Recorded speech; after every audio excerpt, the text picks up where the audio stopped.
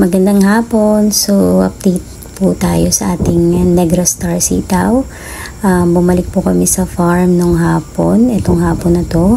At pinagpatuloy po namin yung paglileting namin gawa ng sinamantala namin na hindi mainit. So, madali lang naman po yung paglileting na ginagawa namin. So, ito yung parang diamond shape ng paglileting. Continuous thread po yung ginamit namin, yung 6-ply thread. Tapos, madali lang siyang gawin, lalo na kung hindi mainit yung panahon. Dire-diretso lang siya at mabilis lang siyang gawin. So, sinamantala namin, gawa ng pumasok na nga yung bagyo, kung makikita ninyo, sadyang mahangin na talaga at makulimlim yung lugar. So, napakagandang tignan sa gantong view ng ating sitawan. Kitang-kita po natin na lahat ng seeds tumubo na at kung bibilangin, nasa ano na po sila, nasa 15 days na po sila simula nung tinanim namin sila.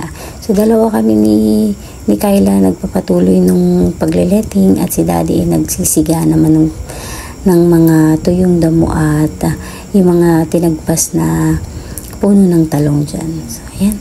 Maganda po tignan talaga kasi lahat sila sumibol na at malulusog yung mga tinanim natin na sitaw.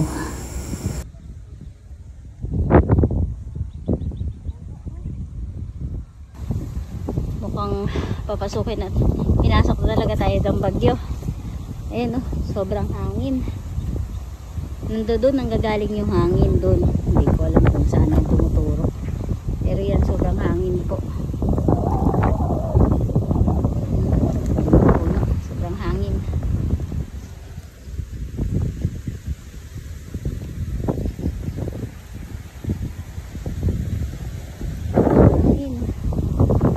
Maririnig nyo naman yung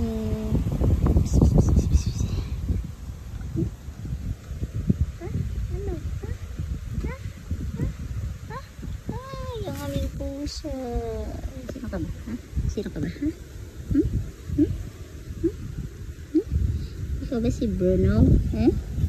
Ito po ang aming boy cat. Boy cat. Boy cat.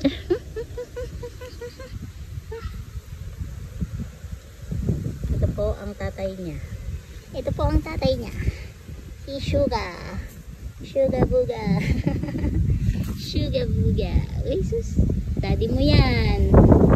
Pareho po silang boy. Yan po ang anak ni Sugar. Siri! Si Bruno? Bruno?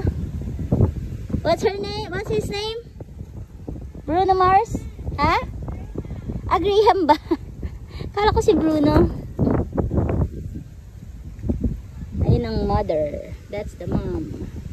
The dodo, syempre. And this is the dad. Sugar. Sugar, sugar, sugar. Sugar, sugar, sugar. Sugar, sugar, sugar. Tabachoy, tabachoy. Tabachoy, tabachoy, tabachoy. Tabachoy. Lakas ng hangin. Ang lakas ng hangin.